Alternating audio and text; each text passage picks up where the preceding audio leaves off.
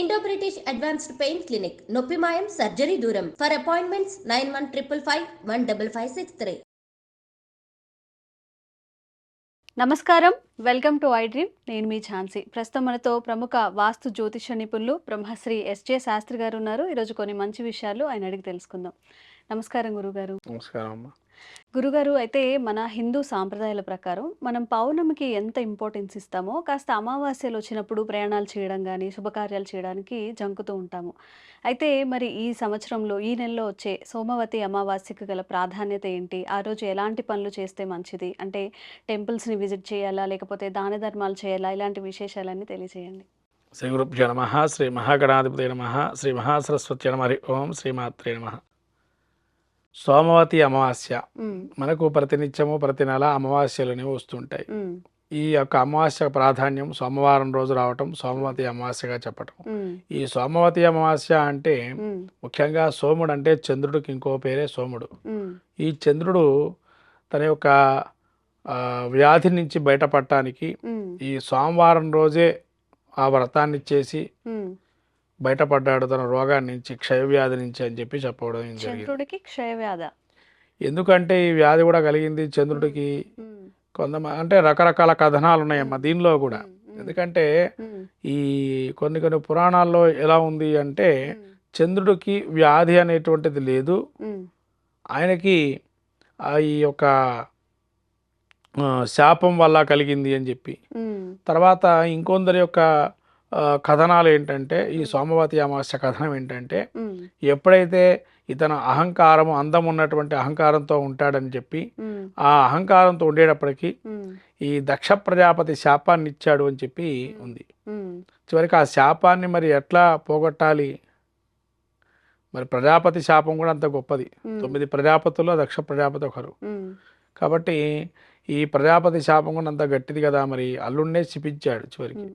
మరి ఈ శాపం నుంచి నివృత్తి ఎలా పొందాలి అని చెప్పి అనుకున్నాడు. అందగాడని ఒక అహంకారం ఉంది కాబట్టి వెంటనే ఏమీ పాలు పోలే కొన్ని రోజులు అలానే ఉండి తపస్సులో వెళ్ళి అప్పుడు సోముడు ఏం చేశాడంటే శివుణ్ణి ఆరాధన చేయండి, ఖచ్చితంగా అన్నీ హరింపజేస్తాడు అనగానే శివుడి ఆరాధనకి వెళ్తాడు.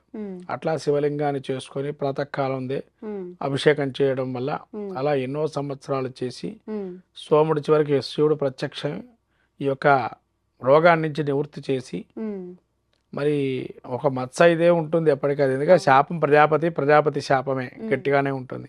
అందుకనే చంద్రుడిలో మనకు కనబడుతూ ఉంటుంది. ఈ విధంగానే అది ఎలా ఉన్నా కూడా 15 రోజులు వృద్ధి చంద్రుడుగా 15 రోజులు క్షీణచంద్రుడుగా ఉంటాడు అని చెప్పి ఈ విధంగా చంద్రుడికి దినదిన ప్రవర్ధమాన వెలగటం, అమావాస్యకి శూన్యంగా కావటం చంద్రుడి బింబం, ఈ విధంగా మనకు జరుగుతుంది. ఇలా ఈ యొక్క చంద్రుడు సోముడు అని ఇంకో పేరుతో వచ్చాడు. కాబట్టి ఈ సోమవతి అమావాస్య రోజు శివుడి యొక్క తల మీద స్వామివారి చివరికి ఆయన తల మీద పెట్టుకోవటం వల్ల అందరితో కీర్తింపబడతాడట చంద్రుడు. అంటే అది కూడా ఎందుకు అంటే చివరికి ఆ విధంగా అంటే ఎప్పుడైతే సోముడు లేనిది ఔషధీ గుణాలు వృద్ధి చెందవు. ఔషధీ గుణ వృద్ధి చెందాలి అంటే మనిషికి రోగాలు ఇప్పుడంటే మందులు వచ్చాయి, అలోపతులు హోమియోపతులు అనేకం వచ్చాయి. పూర్వకాలంలో ఇవన్నీ లేవు, చెట్లతోనే అన్ని నడిచాయి. సూర్యుడి కాంతితో జీవశక్తి పొందేది, చంద్రుడి యొక్క కాంతి ఔషధీ గుణాలు పొందేవాడు, ఆ చెట్లని పొందేవి, తద్వారా మనకు వైద్యం అందేది. మరి ఔషధీ గుణాలు వృద్ధి చెందాలి అంటే ఎట్లా సుసంపన్నం కావాలి అంటే చంద్రుడి యొక్క కాంతి ఉండాలి. మరి చంద్రుడి కాంతి లేని ఔషధీ గుణాలు రావు. అవును. అందుకని అమావాస్యకి ఈ యొక్క అలలు తక్కువ ఉంటూ ఉంటాయి, సముద్రం అలలు. పౌర్ణమికి అలలు ఎక్కువగా వస్తూ ఉంటాయి అంటారు. అవును, అదే టైట్స్ అంటాం మన దాన్ని. కాబట్టి ఈ యొక్క ఎప్పుడైతే చంద్రుడిని శివుడు ధరింపజేస్తాడో ఆ ఔషధీ గుణాలు సుసంపన్నమవుతాయి. తన వ్యాధి ఉన్నా కూడా ఆ వ్యాధిని విషాన్ని హరించాడు కదా శివుడు, దానిలో కూడా మంచిదైనటువంటి ఆ తరంగాలతోని అవన్నీ కూడా సుసంపన్నమవుతూ ఉంటాయి ఔషధీ గుణాలు. అప్పుడు మానవుడికి వైద్యం అందుతుంది. ఈ విధంగా ఎప్పుడైతే శివుణ్ణి ఆరాధన చేసి ఈ వ్యాధి పీడి నుంచి బయటపడ్డాడో చంద్రుడు, అప్పటి నుంచి సోమవతి అమావాస్యగా పేరు వచ్చింది. అంటే ఆ రోజు బయటపడ్డారా? అమావాస్య రోజే పూజ చేస్తాడు. అందుకని చంద్రుడు కనపడ్డు, అమావాస్యలో చంద్రుడు కనపడ్డాడు. చంద్రుడుగా ఉండడు, నలుపు రంగులో ఉంటాడు.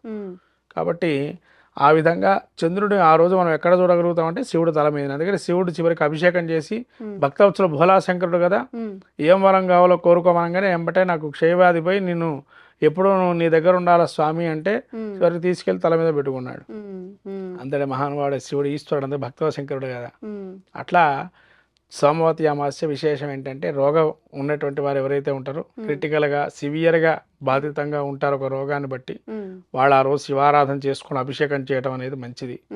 తర్వాత ఈ మూలా నక్షత్రంతో కూడుకున్నది ఆ రోజు.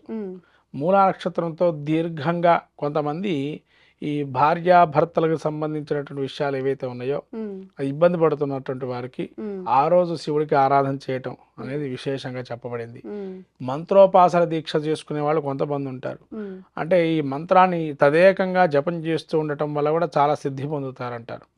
ఆ రోజు చాలా విశేషంగా చేయొచ్చు. ఎందుకంటే కేతు యొక్క నక్షత్రం కాబట్టి, కేతు ఏంటంటే మంత్రోపాసన దీక్ష జ్ఞానాన్ని ఇచ్చేటువంటి గ్రహం కాబట్టి ఆ రోజు మన మంత్రదీక్షతో చేసుకుంటే జ్ఞానం పొందటంతో సిద్ధింపు అనేది కలుగుతుంది. అంతట మహత్తరమైనటువంటి రోజు. అలానే మనకు అమావాస్య రోజు లక్ష్మీ గణపతి హోమాలు కానీ అమ్మవారి హోమాలు కానీ కలో చండీ వినాయక అంటాం కాబట్టి వినాయక హోమం కానీ లక్ష్మీ గణపతి హోమం కానీ అమ్మవారి హోమాలు కానీ చేసుకోవటం వల్ల కూడా మంచి ఫలితాలు వస్తాయి. ఈ విధంగా అమావాస్యతో కూడుకున్న మూలా నక్షత్రంతో ఉన్నటువంటి సోమవతి అమావాస్య అత్యంత ప్రాధాన్యమైంది అని చెప్పబడింది. ఎందుకంటే ఆ రోజు కేతు నక్షత్రం ఉండటం వల్ల త్వరితగతిన జ్ఞానాన్ని పొందటము, తద్వారా మంత్రోపాసన దీక్ష సిద్ధించటము. అట్లాగే ఈ సోమవతి అమావాస్య ఏదైతే సోమవారం రోజు మనకు సోమవతి అమావాస్య అంటాం, కానీ నక్షత్రం కూడా చాలా విశేషంగా ఉంది, మూలా నక్షత్రం. కాబట్టి ఇంతటి మత్తరమైనటువంటి రోజు అపూర్వమైన పుణ్యప్రదమైన రోజు కాబట్టి దాన్ని సద్వినియోగం చేసుకోవడం అనేది మంచిది. అభిషేకంతో కానీ జపంతో కానీ హోమంతో కానీ.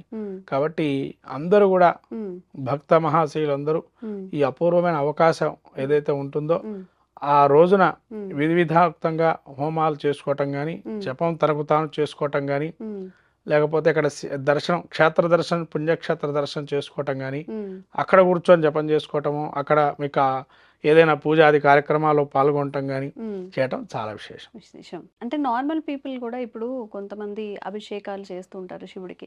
ఈ రోజున ప్రత్యేకంగా అభిషేకాలు ఏమైనా ఉన్నాయా?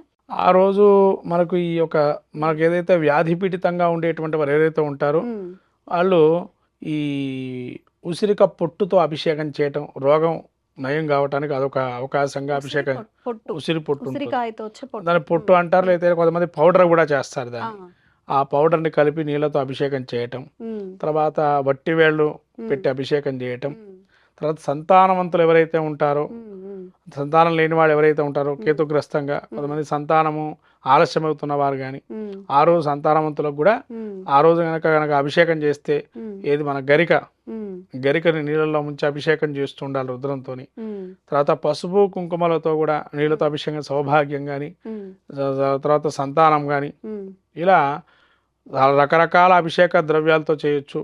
ఇంకా మీకు ఇంకా కావాలనుకుంటే ధనపరంగా చూసుకుంటే చక్కెరతో కానీ మరి ఖర్జూరం కానీ నీళ్ళల్లో వేసి వాటి నీళ్లతో అభిషేకం చేయటం కానీ రకరకాల ద్రవ్యాలతో చేయొచ్చు. విశేష ద్రవ్యాలు మీరు అన్నట్టు ఆరోగ్యానికి సంబంధించి చూసినట్టయితే ఏదైతే చెప్పానో ఉసిరిగా ద్రవ్యంతో చేయటం వల్ల మంచిది కలుగుతుంది. సంతానం లేనటువంటి వారు ఖచ్చితంగా ఆ రోజు ఈ యొక్క గరికతో చేస్తే కనుక నేరేడు రసం దొరకదు. సీజను ఇప్పుడు లేదు కాబట్టి నేరేడు రసం దొరకదు. కాబట్టి గరికతో చేయటం వల్ల కూడా సంతానవంతులు కావడానికి అవకాశం ఉంటుంది. చాలా మంచి విషయాలు తెలియజేశారు గురుగారు. ఎందుకంటే చాలా మంది మీరు చెప్పినట్టే ఎవరైతే ఉంటారో అనారోగ్య సమస్యలతో ఉంటారో ఒక ప్రయత్నం అయితే చేస్తే మంచిదే కదా, అభిషేకం చేసుకోవడం, ఆలయ సందర్శన చేయడం. కృతజ్ఞతలు గురుగారు.